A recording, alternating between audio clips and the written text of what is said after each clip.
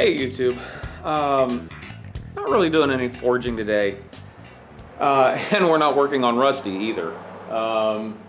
Just give you a little bit of an update on what's been going on, where we're headed, and that kind of stuff. I'm loving the feedback I've been getting from you guys lately. A lot of great ideas for things to do on the forge. I pretty much ran out of charcoal. And for those of you that are wondering, I've been having to buy my lump charcoal. They're 40-pound bags. They come from a place here in town that sells a pretty good deal. If you buy 4 of them, you get a price break. Unfortunately, they only had 3 today. Fortunately, they gave me the price break.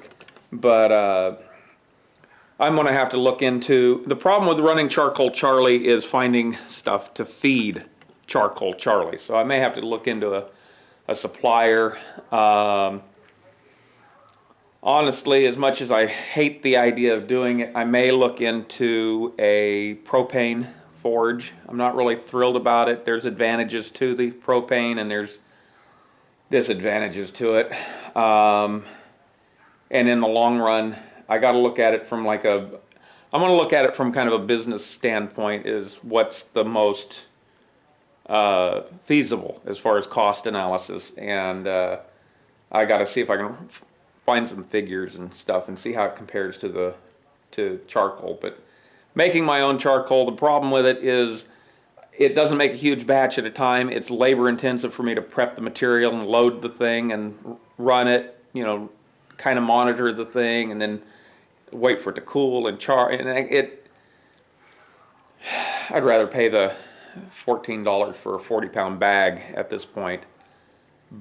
But the downside to the 40-pound bag is it's not as good as what I make. I get some really big pieces that have to all be broke down. And so I don't know. I'm really kind of starting to think I might need to move to a propane forge.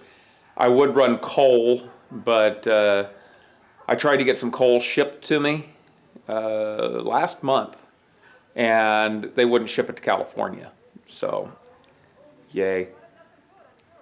Anyway, in other news, the Ranchero, the 63 Falcon Ranchero. I have plans for this. We've been working on it. It got a little late today. It's getting kind of dark already. What we're going to do is that rolling chassis right there.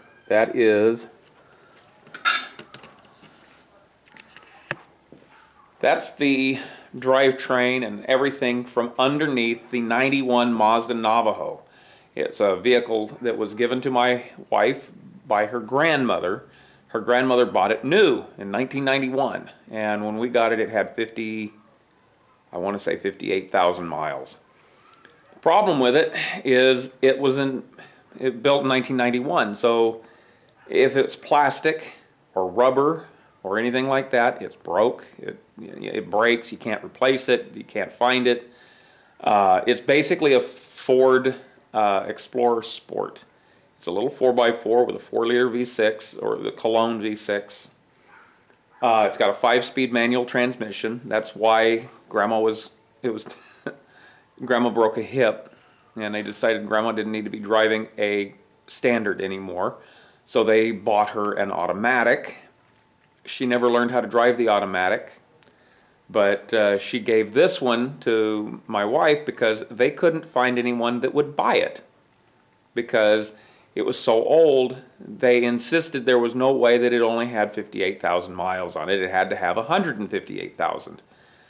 Knowing the history on the vehicle, it only had 58,000. I don't know what's on it right now, but the body, we've already pulled it off. The body is setting out back on my little trailer, and it still has some things that we need to pull out of it, like the control module, the engine control, that kind of stuff. So we will be getting to that. It just isn't going to happen today. I am exhausted. I'm tired. I've worked all week and then come in here every night and did this. I'm going to make some plans for what's coming up this week. One, got a skateboarder. Did we get him? Is he there? He's already gone. Oh well. Anyway, I'm going to be making plans for what's happening this week. I'm going to plan it out a little better. The forge weld, we're going to get back to that. I got more charcoal, more fuel. I found a pole that I want to make. It's there's a Russian fort in California. It's called Fort Ross. It's up in I think Mendocino County. I'm not sure, but it's up there on Highway 1, way up. And there's a lot of really old blacksmith work inside the building. I took pictures of a lot of it. And there's a particular pole handle that I'd really like to recreate. There was a fireplace, outdoor fire pit, riveted. Somebody suggested we do that. That sounds like a great idea. There's about fire tool set. That'd be a good one. There's just a lot of stuff we need to build, and one of the things is still the tools. So I've got some steel here that we're going to, I need to make some, like I don't have a hot cut chisel. I'd like to build one of those. There's a lot of chisels that I need to build. There's just a lot of little tools that I need to build. And we'll get to that. But I'm going to see if I can kind of lay out what we're doing this week. I will start making notes of suggestions. And that's where we're at. That's all I want to do tonight. I'm going to take a break. But I wanted to get a video out. So Rusty's still a project. I wanted to show you the frame. The plan, actually, let's talk about the Rusty plans for a little bit, what we're doing. The wheelbase on this, on Betty, on the Navajo, is actually about 7.8 inches shorter than on the Ranchero. So one of the things we're going to have to do is we got to pull a bunch of this stuff out of here, like the fuel tank, the fuel lines, the brake lines, the exhaust, the drive shaft, all have to come out. And then we got to pick a place somewhere in the frame, and I'm thinking it's probably going to be somewhere right in here. And we're going to have to fabricate sections. We're going to have to cut it, pull it apart, line it up, and weld in new sections and extend the whole thing. That will give us the opportunity to lift Rusty, because Rusty, I built this spreader bar here. It's not fancy or anything, but it's just a piece of 1.5 by 4 section.